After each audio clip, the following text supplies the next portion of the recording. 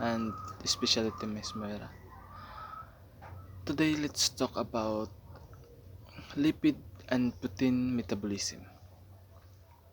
So, let's chat about something super important: how our bodies handle fats or lipids and proteins.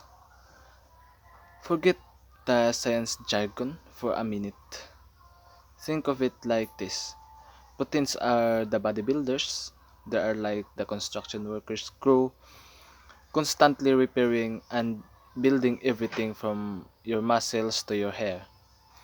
They're essentials for just about everything. Lipids.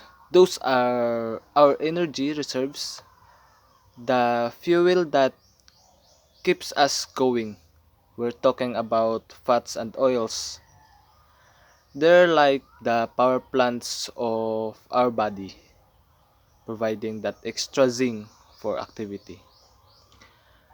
And metabolism is just how our bodies manage all this, how they are store, use, and move around proteins and lipids. It's like the city's logistic systems keeping everything running smoothly.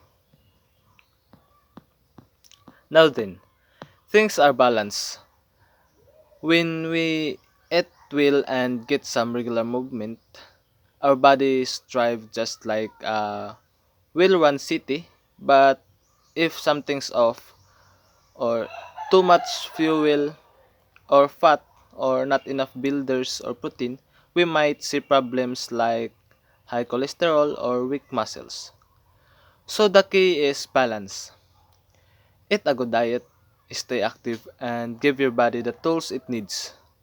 It's like making sure your city has enough resources and great transportation system.